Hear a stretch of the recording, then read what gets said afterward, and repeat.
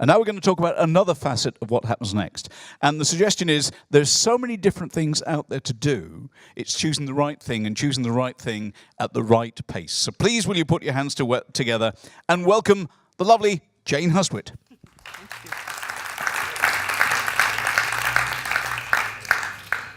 Good afternoon, everybody. Please excuse me sitting down.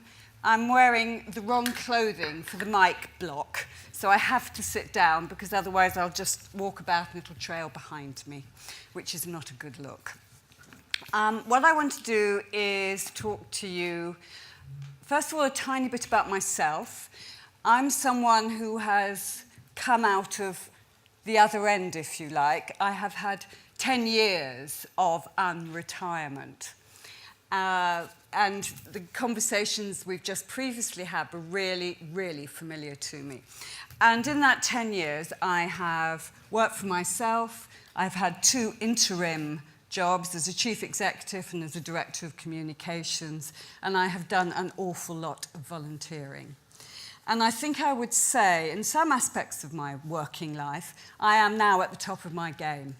I'm actually the best value I've ever been. If anyone, I'm not actually putting myself out for hire, but if anyone wanted to. And I think that's a really interesting thing. And a lot of it is about having had the time to think and actually do what I'm good at. So I just share that with you. What I want to do now is really address some observations about what life is really like when you pick up the challenge that's contained in the words, I want to give something back. I want to make a difference to my community. Those sort of phrases. And I'm thinking about people here who might be thinking about becoming a trustee or might be thinking about helping, advising, supporting a charity or a voluntary and community organisation. And I'm going to draw on my experience of being chair of York CVS, which is a collective organisation that supports and develops voluntary and community sector organisations in York, as well as many other stops along the way in the voluntary sector. So I think Sue said something which is absolutely fundamental and really underlies everything we've been talking about this afternoon. And it's as pertinent to this as to all the other bits, which is understand yourself. Take the time to know what you like, what you don't like, what really irritates you, what makes you jump out of bed in the morning. That's really, really important. And I would also say another really key thing about any of you thinking about becoming a trustee. The trustee world now is hard, sophisticated, difficult one. There's an awful lot of regulation, there's an awful lot of responsibility. Go into it with caution. It is highly rewarding, but take care. And what I want to do very quickly is just talk about 3 different things. One is about crossing cultures. Vijay reminded me just before we started that what I'm going to say is not necessarily just pertinent to being involved in charities or community organisations, but also to supporting some of the young people we've met today with tech businesses. So I'm going to talk about some of the different behaviours. I'm going to talk about what I would advise you to be thinking about were you going to make that leap. And then I'm going to discuss what I want Santa to bring me for Christmas. So first of all, the differences in culture. And I've stumbled and tripped over these. So I just would like you to perhaps be more nimble than I was. One is about decision-making and regulation. You probably have worked in sectors where decision-making, or jobs where decision-making is quick, it's fast, it's nimble, it's fairly easy, someone has the power, do it. Working the charity sector, never mind the public sector, is not like that. And the regulation now in the charity sector with GDPR, and much more in some ways importantly, safeguarding, is considerable and has to be attended to. So that's a different work, it's a wraparound that other sectors do not have. And it is absolutely critical that people attend to it properly. So that's something to work. If you are a pace, I'm going to talk about pace in a minute, but if you want, you're the sort of person who wants things done quickly, the sector will not sit comfortably with you. And certainly I've had 2 employees, both of whom have come from the private sector, and it's really hacked them off because they can't adjust to that. They find it very difficult to adjust to that pace. Pace is my second point. Life in the charity sector can be much slower is the wrong word. It is just a different pace.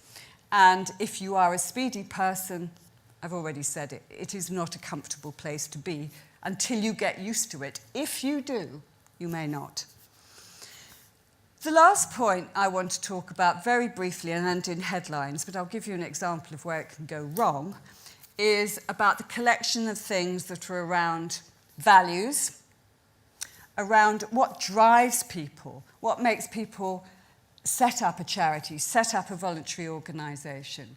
It is often about trying to put the world to rights. It is often about trying to make a place better. It is something usually they are passionate about. You can probably say the same for starting your own business, but it's slightly different, and that passion is there to be respected, but it is a driver. Values are possibly, sometimes people from the private sector, a little soft, a much more socially orientated perhaps, something again you might not be comfortable with. And the reality of working in a charity these days is it's a tough old life. Certainly, even a place like York, there is no money in that system.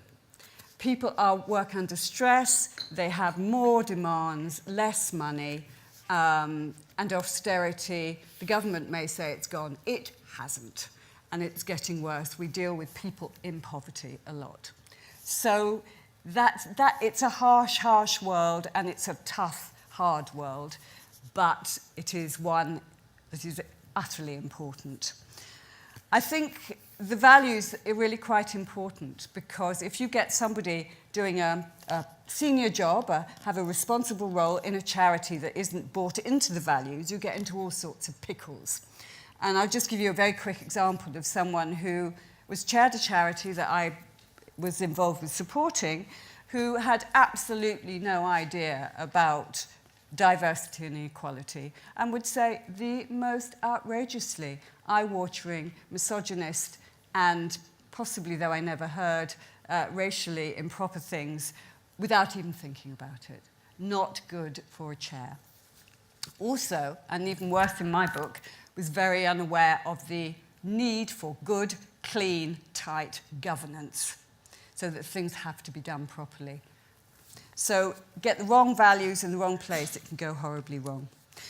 The questions that I would be wanting to, not the questions, what's the word? The tips I would be giving you about moving into that world and considering a trustee role, if that's what you want to do, and I would certainly recommend it if you also share that passion.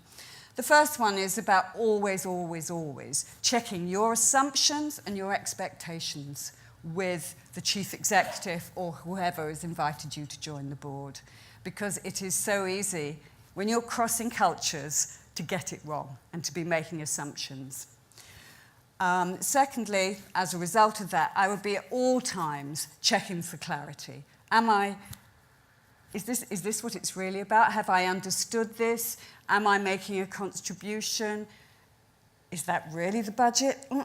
But ask the questions, always ask the questions.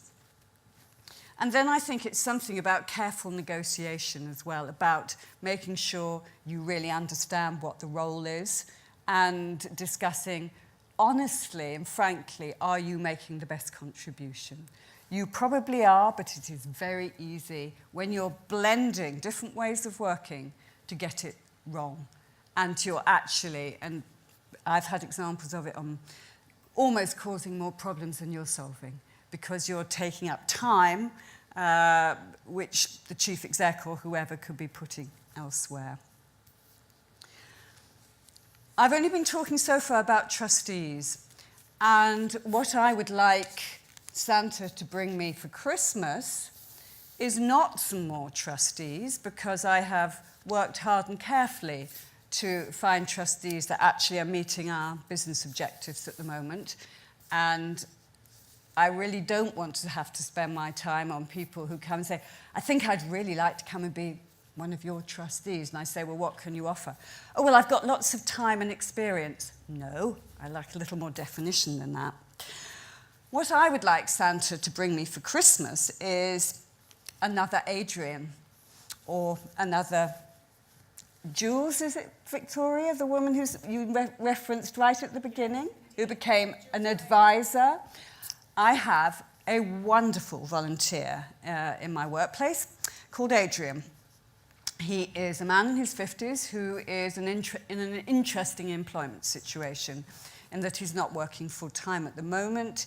He has run businesses, he has done all sorts of things. He happens to be one of my neighbours.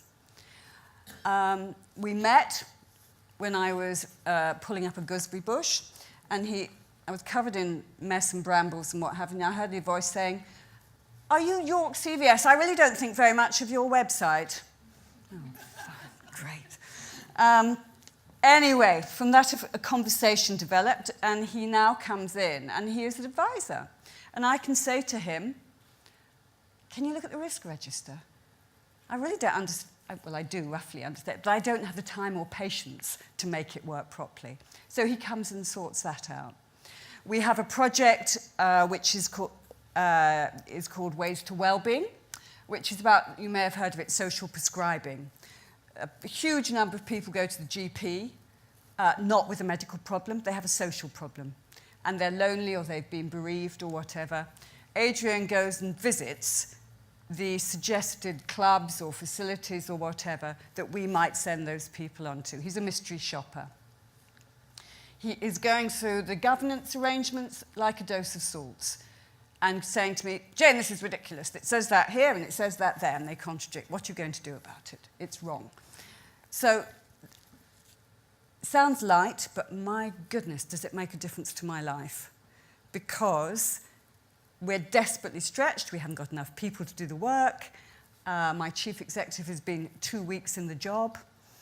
To have someone like that, which could be, I'm sure, one of you with all your skills, is worth their weight in gold.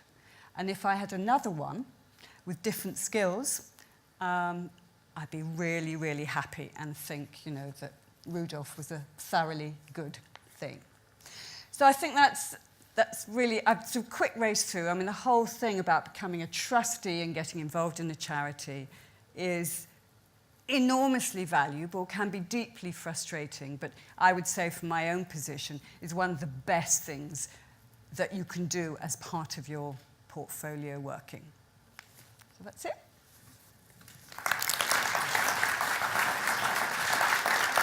Jane, thank you very much indeed. Quick thought, any questions for Jane? Anybody thinking of doing some charitable work? Just check on that, there'll be time. I'll let you know that. One thing I've discovered in various boards and things is listening for the first month and saying very little, and then you find out where the politics are. We haven't touched on that. Exactly, yeah. Thanks, Jane. I found what you said is a breath of fresh air, really. Really interesting to me, because I'm an Adrian. I'm not a trustee. See me later. I'm not an NED. I'm not that sort of person. I'm an Adrian. So I've got a name for it now. You know, Yeah, an Adrian. He'll and love I've that. never heard anybody say that before. And so my question is a really practical one, which is, well, so you're saying, oh God, you know, this is what I want for Christmas, and I'm saying, well, that's the kind of thing I want to do.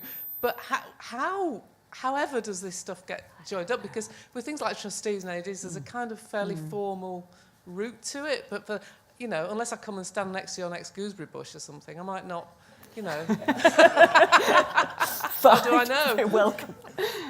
I mean, I'm sort of looking at Victoria here. This is a conversation. I mean, I have been alongside Victoria in developing Next Up. I'm completely passionate about it, but have a slightly different bit of the forest. So maybe we can talk about this. But I think for me, and I suspect if I talk to a lot of other chairs or chief executives, the Adrians are the things that really make the difference, because you don't have to service them in the same way.